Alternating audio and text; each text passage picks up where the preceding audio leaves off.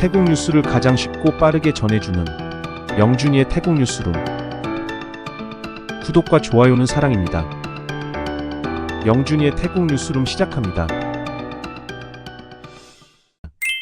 차야폰 국민당 의원이 패통탄 총리가 사익을 우선시하고 군 개혁을 방치해 민주주의를 훼손했다고 주장하며 불신임 발언을 하였습니다. 그는 군의 정보작전이 국민 세금으로 갈등을 조장하며 정치에 개입하고 있다고 폭로하며 사이버팀의 조직적 활동과 내부 문서를 공개했습니다. 이에 의장이 문서 진위 여부를 문제 삼아 슬라이드 사용을 금지하고 발언을 제한했으며 야당 의원들은 이를 발언권 억압이라며 강하게 반발했습니다. 차야폰 의원은 문서의 진실성을 주장하며 향후 당을 통해 추가 정보를 공개하겠다고 밝혔고, 야당은 이번 사태가 총리와 국방장관의 무능과 민주주의 파괴를 보여주는 증거라고 비판했습니다. 위록 국민당 비례대표 의원은 오는 3월 28일 오전 8시 30분에 태국 국세청을 방문해 약소거음을 활용한 주식 또는 자산 매입 행위에 대해 서면 판단 기준을 요청할 예정이라고 밝혔습니다. 그는 가족 간 주식이나 부동산 이전 시 수령인이 약소거음을 발행해 자산을 교환받는 방식이 증여세 회피에 해당하는지, 국세청이 모든 사례를 면세로 간주하는지 여부를 명확히 밝혀야 한다고 주장했습니다. 아울러 해당 방식이 위장 법률행위로 간주될 수 있는 기준을 명확히 제시해달라고 요청했습니다. 대법원이 묵다한 품짜이타이당 의원의 선거법 위반을 인정해 선거권을 박탈하고 선거비용 800만 바트 반환을 명령하였습니다. 묵다한 의원은 군인을 통해 유권자에게 금품을 제공한 혐의로 기소되었으며, 이로 인해 2024년 7월부터 직무가 정지되었습니다. 이번 판결에 따라 선관위는 내각의 보고 후 왕실 칙령을 통해 보궐선거를 진행할 예정이며, 헌법에 따라 45일 이내에 선거가 실시됩니다. 파삭방제국장이 오는 송크란 연휴를 맞아 7일 집중 교통사고 예방 대책을 시행한다고 밝혔습니다. 이번 대책은 아누틴 부총리의 지시에 따라 새 연휴에 사용된 방식과 유사하게 고속도로 감시 이후에는 지역사회 단속소를 기동순찰팀으로 전환해 마을 내 안전을 강화할 예정입니다. 지방행정조직, 촌장 등과 협력하여 음주운전이 의심되는 경우 운전자를 일시 휴식시키는 등 사회적 예방 조치도 병행합니다. 재난방지국은 오는 4월 10일 송크란 도로안전통제센터를 가동하며 4월 12일부터 18일까지 매일 사고 현황을 발표할 계획입니다. 에너지규제위원회는 5월에서 8월 전기료의 연료조 정요금을 현행 유닛당 0.367바트로 유지하기로 결정하였으며, 이에 따라 평균 전기요금은 유닛당 4.15바트로 동일하게 유지됩니다. 이는 온라인 의견 수렴 결과 49%가 현행 유지에 동의한 데 따른 결정입니다.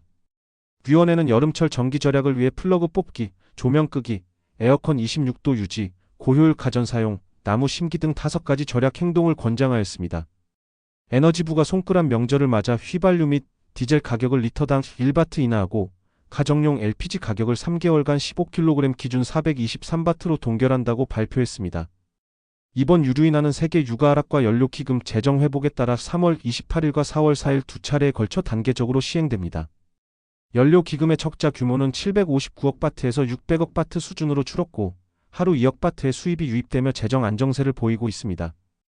대출 잔액은 약 880억 바트로 줄었고, 2027년에서 2028년까지 전액 상환할 계획입니다.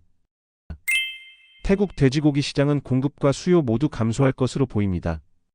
카시콘은행 연구소에 따르면 돼지고기 공급은 전년 대비 2.4% 감소하며, 이는 약 50만 마리의 생돼지 수 감소와 아프리카 돼지 열병 등의 질병, 모돈 감축 정책의 영향입니다.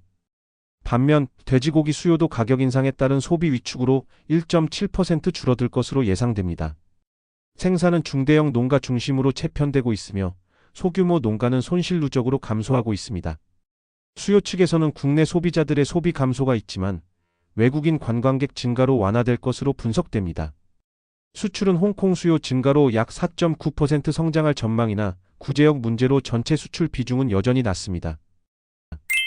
소비세청이 전기차 전환에 따른 세수 감소를 감수하면서 지속 가능한 산업 구조 전환을 추진하고 있습니다. 꿀라야 청장은 플러그인 하이브리드 차량 중 1회 충전 80km 이상 주행 시 세율을 5%로 인하하고 연료탱크 조건을 폐지하는 세제 개편안을 2026년 1월부터 시행할 예정입니다. 이 조치는 유럽, 일본 업체에도 혜택이 돌아가며 내연기관차 전환기의 공급망 유지를 지원합니다. 전기차 보조 정책은 생산 보안 조건을 완화한 EV 3.5로 이행 유예를 검토 중이며, 배터리 성능과 환경 영향에 따른 차등 과세 체계도 준비 중입니다.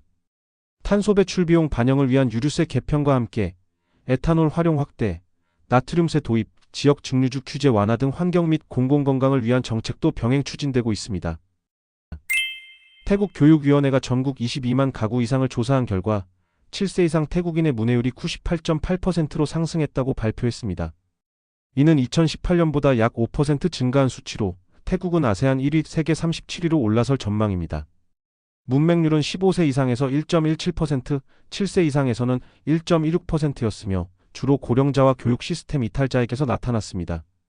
매홍 손주는 문맹률 10%로 가장 높았습니다. 위원회는 분석적 독해력 강화와 공공도서관 활성화를 통해 읽기 능력의 질을 높일 계획이며 이번 결과는 4월 5일 교육위원회와 교육부에 보고될 예정입니다. 이상 영준이의 태국 뉴스룸을 마치겠습니다. 감사합니다.